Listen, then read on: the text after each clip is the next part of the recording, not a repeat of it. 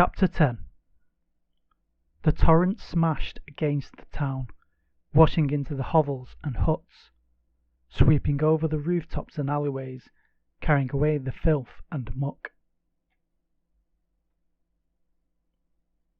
The water crashed and churned against the river's embankments.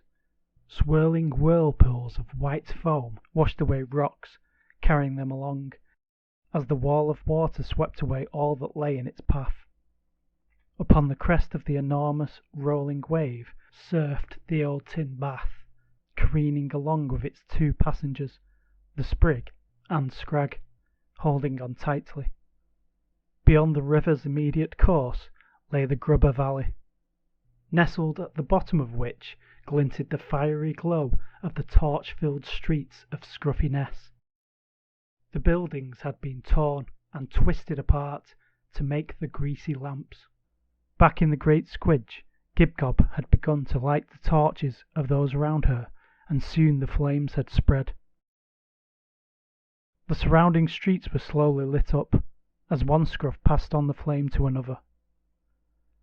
The careless and mischievous scruffs grew bored and began to play with fire. They juggled the lit torches back and forth between themselves, causing some to be dropped onto the thatched roofs, the wool and straw still soaked with bin-juice tonic from their fights with the flowers. It ignited in a flash, and the flames spread quickly, dancing and whirling from rooftop to rooftop. Before the scruffs could respond, the fire had spread far and wide. Around the Great Squidge the flames formed a wall of fire, spreading upwards and outwards. Flames shot up each lane and down every alley, until the whole of the town was ablaze. Puddles of bin juice were set alight and boiled, filling the air with a pea-green steam. The fiery wall trapped the scruffs at the centre of the Great Squidge. They tried to run, but the flames grew too tall. In their panic, they trod on one another, huddling and heaping themselves, scruff upon scruff, into a tower. Nif clambered up the swaying stack of scruffs until she reached Gibgob at the very top, who was clinging tightly to Munch's head. Tink and Crud had scaled the tower and was busy selling bottles of gloopy river water to the scruffs below. They desperately doused the forking tongues of flame, which licked at their paws. Gibgob gazed anxiously down at the swaying scrum and realized that it wouldn't be long until the fire reached her.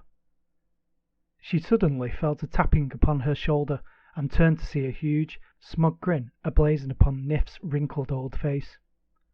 Nif extended her arm and pointed towards the onrushing river. "Told you so," she said calmly, happy to see the worried grimace upon Gibgob's pointed face.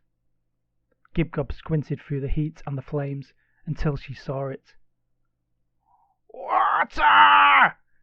she excitedly exclaimed, before realizing how much water was heading their way. "Lots of water!" she squeaked worriedly. The floor began to rumble, and the burning shacks began to shake. High above the rooftops rose the growing wall of water as it descended upon the town. Ahead lay the inferno of Scruffyness and the large column of scruffs, swaying backwards and forwards through the thick green smoke of the burning trash. The roaring water hit the shacks by the river first, sweeping the twig and twine structures away effortlessly. From the bathtub, the Sprig and Scrag could see that they were heading towards the centre of the town and the burning rooftops of Bog Lane. As the wave rolled up to the huts, it smashed into the walls, tearing the stones, sticks, and wool apart, pouring inside through the holes. The old tin bath bumped off a stray stone and was thrown high into the air, arcing onto the slope of the roof, where it tore through the flaming thatch. There was a sizzling sound of doused flames, and humid clouds of steam filled the air. The water smashed out through the windows and doors of the surrounding huts and shacks, filling the alleyways and streets below with the brown, bubbling flow of the raging River Skug. The bathtub was bounced from one rooftop to another by the crashing and cresting waves now filling the streets. Scrug dared to peek out from the rim.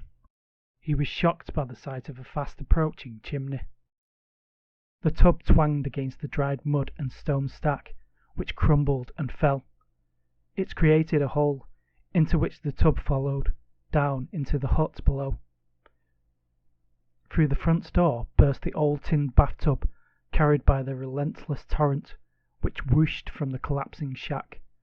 It hit the alley's wall and was swirled away, down Crud Lane. The floodwater twisted and turned, bounding and churning around the lane's winding corners. The bathtub rose up onto the crest of the speeding wave as it came to the end of Bog Lane, where it opened up onto the Great Squidge. The deluge exploded from the alleyway's mouth, spreading out between the mounds of burning trash and breaking against the leaning tower of Scruffs. The column swayed violently, flinging Gibgob, Munch, and Niff into the air as it fell into the swirling torrent below. The airborne trio were propelled towards the raging fires at the far end of the Great Squidge, which had yet to be reached by the flood. The flying Scruffs clung tightly together, one huge, spinning meteor of fur that fell through the thick, green smoke into the fiery abyss below. Suddenly, the old tin bathtub appeared beneath them, riding the huge wave, which proceeded to douse the flames. The flying furball hit the vessel with a great metallic thud. Munch filled the tub, pinning the rest of the unfortunate passengers beneath him at the bottom of the bath. Slowly they managed to claw their way up onto Munch's belly and clung onto his fur. The bath was tossed and turned around the small alleys, which led out of the Great Squidge and down towards the river. Beside them, thousands of tiny boats could be seen carrying fleas, nits, and mites, who had abandoned the town quicker than the Scruffs they had lived upon. As the bathtub reached the edge of the town, a single Scruff could be seen running along the rooftops, trying desperately to catch up. It was Tinkan Crud, running as fast as his little paws could move. He was carrying his hat under his arm. It was weighed down considerably by all the shiny, colourful pebbles and golden rocks he had traded for the tools. As he scurried and leapt from one woolly rooftop to another, many more rocks and pebbles fell from the hat. He knew he couldn't go back for them, as much as it saddened him to leave them behind. The wall of water was viciously tearing down every building behind him. Scampering along as fast as he could, he finally reached the end of the very last hut in Scruffyness and leapt off.